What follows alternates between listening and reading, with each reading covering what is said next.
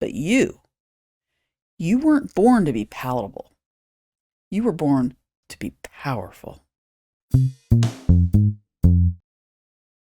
You've done the work. You've read the books, took the trainings, broke some rules. But something still doesn't feel quite right, does it? I grew up white, female, Southern, in rural Virginia. And we were raised to be agreeable, follow the rules of polite society. Don't be confrontational, smile when you would rather yell or cry. Trust authority because they know best. Don't draw attention. Tone it down. Blend in. And now, when courage is needed most, we've been trained for decorum. Let me say that just a little bit louder. We have all been trained to stand down, stay invisible, and stay vanilla. The root of this is cognitive dissonance, the tension between what we know and what we actually do, between what we see and what we allow.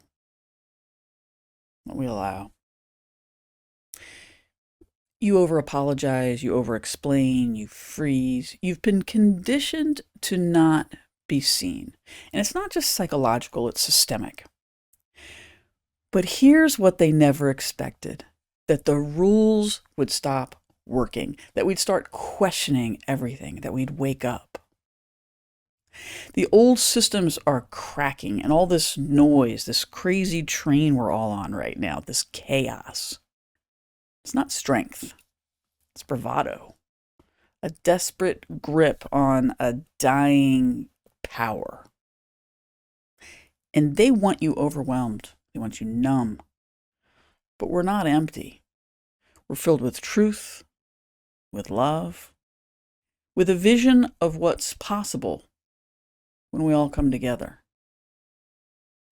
And this isn't just about your voice. It's about our future. When millions of women keep their power voice muted, we don't just lose our spark. We lose our influence. We lose our impact. We lose our connection to what really matters. But you weren't born to be palatable. You were born to be powerful. And this tension that you've been feeling, it's not a flaw, it's a signal. It's a call to finally live in alignment with what you believe. And you believe something is deeply off. There's a tension in our conversations, friction in our communities, and a growing sense that things aren't working the way they should. And too many of us are sitting in that discomfort silently. We talk about it with people who we know won't push back.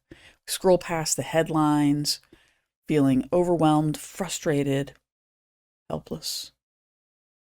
We don't know what to say, what to do next, so we stay quiet, hoping it'll pass. But the tension is rising inside of us, around us. And who is us?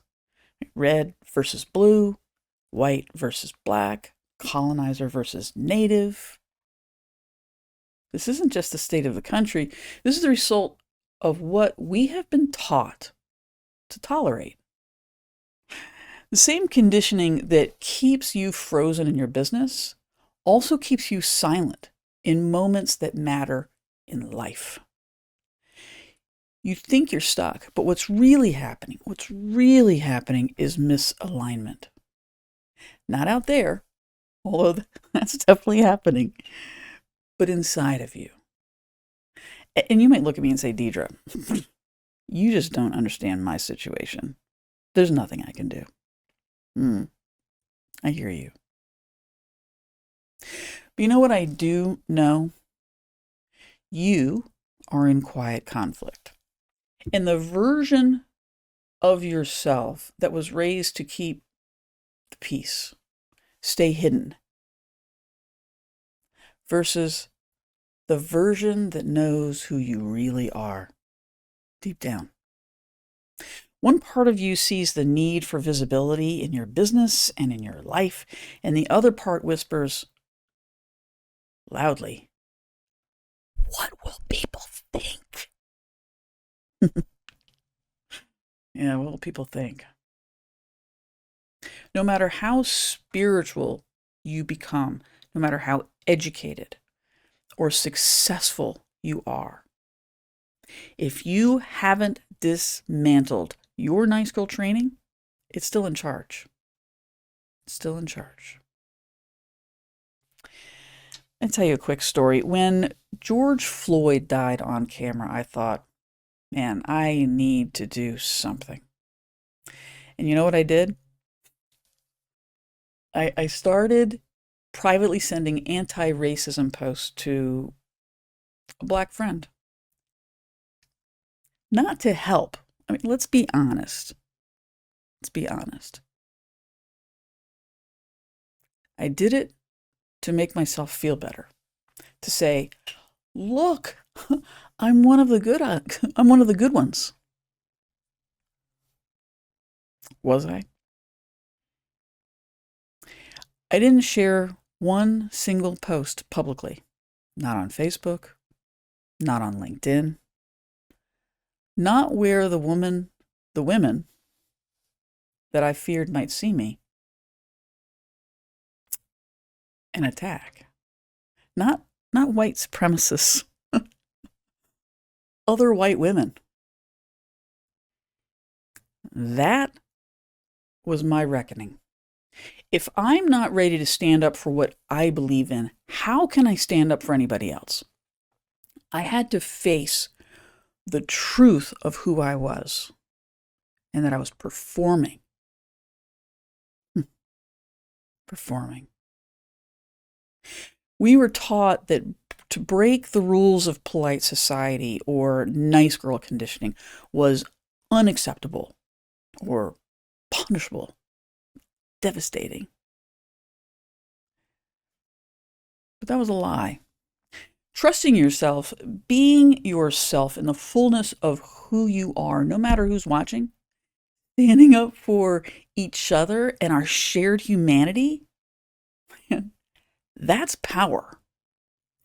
And they never wanted us to have that. Cognitive dissonance, that separation between who you've been trained to be and who you're meant to be, isn't just stalling your growth, it's delaying the change that you came here to make, the difference you came here to make. The fear is loud right now, but love is louder if we let it be. Hope is real if we embody it. And change, well, that's already happening. If we choose to lead with love, hope, and the courage we have to stand up. If this hits home, you need to be in the room where that alignment begins, where you can be with like-minded people and rise. And that's why I created the Rebel in You Mastermind. We start April 28th. This is not a workshop. It's a reckoning for the woman who is done performing and ready to lead. I'm Deidre Beacham, and I work with women who have done the work but still feel unseen. I help them lead with truth, fire, full presence on stage, in business, and in life. Because I don't mentor nice girls. I dare them to unmask their power voice and lead like a badass. Let's go. It's time.